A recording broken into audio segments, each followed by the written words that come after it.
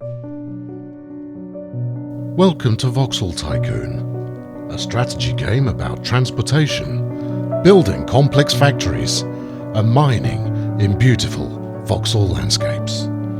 Actually, this tepid voiceover thing really isn't doing it for me. Let's up the tempo.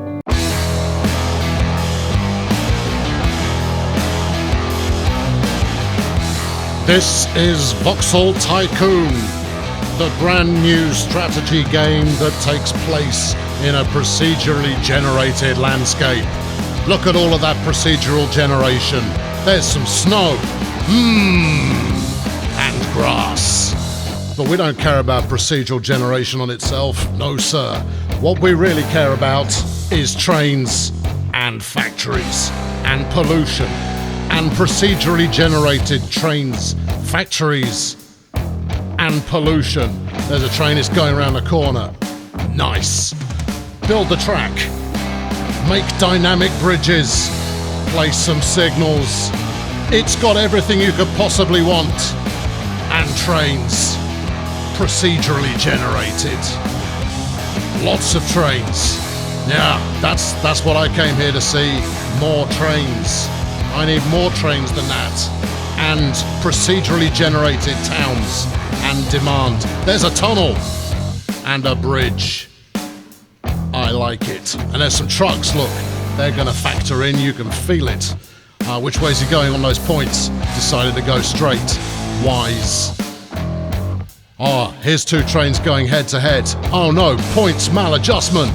Explosions. And the procedural voxel landscape is forever deformed. This is Voxel Tycoon.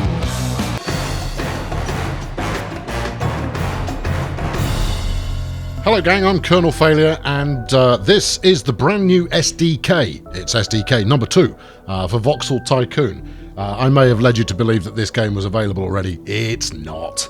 I'd very much like it to be ready because I'm itching to get stuck into it. But it's not, so I thought I'd just give you a quick poke around the new SDK so you can have a quick look at it. I mean, the first thing you'll notice is that it's very pretty. Now, I'm a sucker for a bit of voxel landscapey, as you know, and if you're not, shh, just hang in here, right? Okay, put your prejudices to one side, and we'll have a look at it. So we're going to go into the demo scene, and I'll show you what you can play with. So this is what you're faced with in the demo scene. Oh, it's even got the stuff that I'd put together before, which is nice. I hadn't expected that.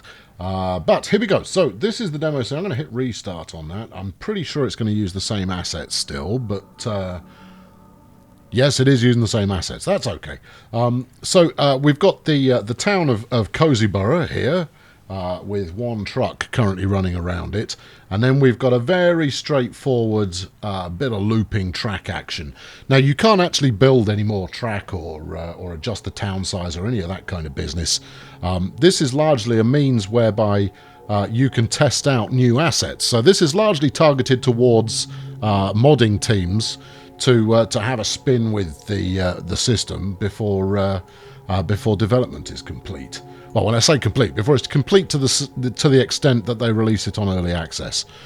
So you have the option to switch to night mode, which is the same but darker. So we'll stay in sunshine. You can also turn on a bit of tilt shift-esque motion blur, and I'm usually a fan of such things, but in this one, because you've got very finite control over the angle, I'm not so keen on it. You do have two options as far as camera angle. There you go. This is going to mess with your brains a little bit, isn't it? If I do this often enough, maybe you'll have to look away. Let me know if that happens. Yeah? No? Shall I just carry on? There we go. So you've got a little bit of zooming in and out. You've got a good range of camera control, as you can see. There's no keyboard camera control at the moment, but you can certainly wiggle around with the mouse. And here's a train. It's just doing its thing. But we can play with the train. So if we hit train, perhaps unsurprisingly, we can then add more to it. So there's a limited range of wagons right now, but I suspect quite strongly that if you are a mod maker, you should be able to just add more wagons to the arsenal that the game already has, and see them in action to make sure that they work out nicely. I'm going to put an eclectic freight mix on here, which is going to be the name of my debut hip hop album, as I'm sure you all know. Right, okay, there we go. So we've put a goodly amount of stuff on there. Look at it go. It's got a playful quality to it that I quite like. And based on what I've seen in the trailer, I mean they put out that Steam preview trailer a couple of months ago. You have quite a few options in terms of putting out a heck of a lot of stuff. In fact, they also showed a train that went on a very, very long way in terms of length of train. And what I've seen already is that the power units are very susceptible to having too much weight put on them. So I'm going to try that and see what happens. Let's put some of these big beefy tank cars on there. Now the tank car's orange, as is this Steam loco, because I painted them orange earlier. I'll show you how you can do that in a sec. But first I'm going to see if... Oh, no, not another base unit. Let's put more tankers. Let's see if we can wear it out. And if it was going to happen, it would be at this bridge. Now, this electric's too pacey. Can I move them around? No, I can't. I'm going to regret doing that. Flip unit. Oh, okay. Hey, that's fun. Hey, you can make it go backwards. Look. There you go. Bosh. Smashing. Turn it off.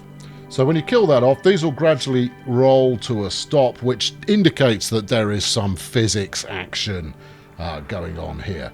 So that's a reasonably lengthy train. Now I can either delete all those cars. I shouldn't have put all these cars on now. I should have waited until after I was done. But let's put this this SD40 like on and see how it gets on. So we're pushing rather than pulling. So I can't change direction either. Doesn't really matter at this stage. As mentioned, this is largely just a means whereby you can try out some models, and if you're building some for yourself, you can try them out in the game. That's my interpretation of things anyway. So let's... It seems to be doing fine, doesn't it? Let's get rid of all of these wagons and put it in a slightly more compelling order. There we go. That's it. We'll put you at the front, mush. In fact, no, we'll take him out of the equation entirely, and we'll run with this fella. In fact, no, we won't. We'll put the steam train on, and then we'll go and change its colour, and you can see how that works. There you go. I've just decided on a compelling narrative for you. Right, let's have some of that. Now, this is nowhere near end product stuff. There's no game in here as such. We're literally just trying things out. But I want to show off a little of the weighting of the cars. So the game itself, it's not just about freight as much as I might be a big freight nutcase. Passengers are also important. The one thing that's got me interested, or one among the reasons that I'm interested, and I'll run through a feature list with you in just a sec, is that the landscape is in fact endless. And to add to that, there's going to be multiplayer. Maybe not immediately at the start of early access, but multiplayer is certainly planned. There we go. We're giving this a workout now. So let's go. How about we go change the colorization on this engine, which you do by hitting the asset editor. So within here you can pick up any of the assets that are in the game already. So we'll do this truck because I've got one of these tootling around town. We'll choose a flat color for the front and we'll make it grey because I like grey. You basically just click on the color you want, and then you kind of go, well, we'll do that in flat color as... No, you've selected the cab twice, you nana. There you go, flat color that, and we'll make that a rather snazzy kind of purple there. I like it. We'll do the cab as well, and we'll make that grey like I intended to. See, and then it looks good. And then you save it, and that's what colour it's going to be in your game. So you can do that kind of messing with your own assets, I think. You can change the colorization on just about anything you like. But here's the locomotive that I've got running. Let's just change that up. What's a good... Let's give it a kind of green motif here.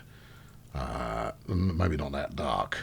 There you go. We'll do a bit of that, and what goes nicely with green is a bit of blue.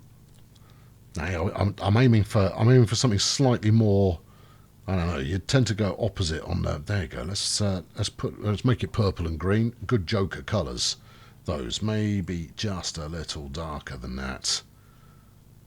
There you go. That's so there we go. Save that, and then we'll grab the tender that goes with it. And good luck trying to remember exactly which colours you use. So we'll aim for close-ish, and then that one we'll go with purple, and we'll make that a bit darker. And hopefully everyone will think that looks great. There you go. I could spend a lot of time getting this right, but as you can see, it's got the hex code for the colours there, so you can match it up exactly without too much messing around. But frankly, at the moment, all I'm doing with this is messing it about. So then we head back to the demo scene. Loads all of that good Unity business. It's built in Unity. There you go. And we should now be changed colour.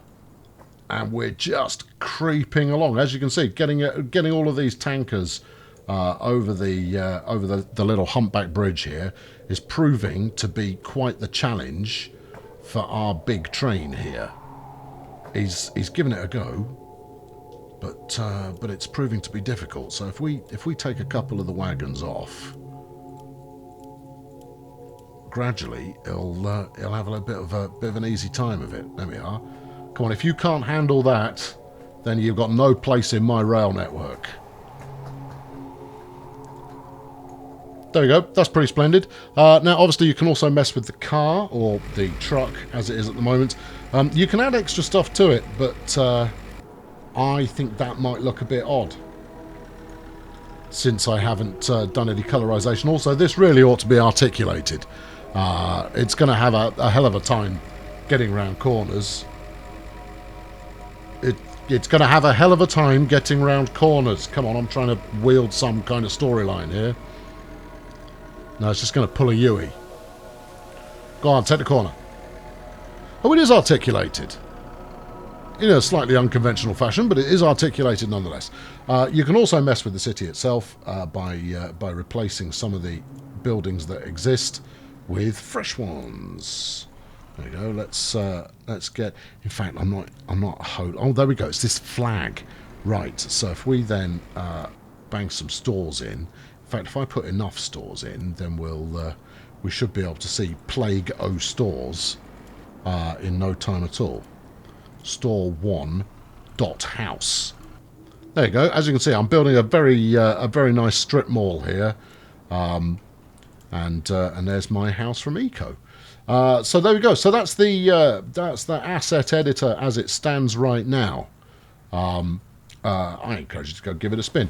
The devs are running a Patreon campaign, or Patreon if that's how you insist on pronouncing it, and they only have one tier and it's $1 a month. I advocate getting stuck into a bit of that, help them along, because they've still got a little way to go before they're ready to release. Now then, let's pull up some feature list type behavior, shall we? Alright, so I've pulled up their roadmap, and you can find this from their website. If you just Google Voxel Tycoon, you'll find it easy enough. But a few of the things that are available, I'm going to try and do some camera action here so that we at least have something to look at. There we go. Just watch this dude going around in a circle while I read a few things to you. So cities will grow. There are dynamic demands, variety of different buildings. Buildings are upgrading. This is just from their roadmap. You've got train physics, you've got modular stations, electrified railways, passenger trains, loads of collisions, all this kind of jazz. And then you've got mining and conveyor belts and pipes for gases and liquids and power plants, and your factories all require power.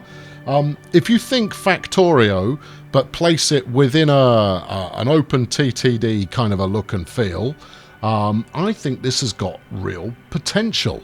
So it's on my watch list, which is why I've made you this video. I hope you liked it. Anyway, that's more or less all I've got for you today. I'm going to keep an eye on this one, and I'll update you as soon as there's more news. Meanwhile, subscribe to my channel, because you want to. If you don't want to, don't subscribe. It's that simple. Thanks for watching. I'll be back with something else some other time. Cheerio.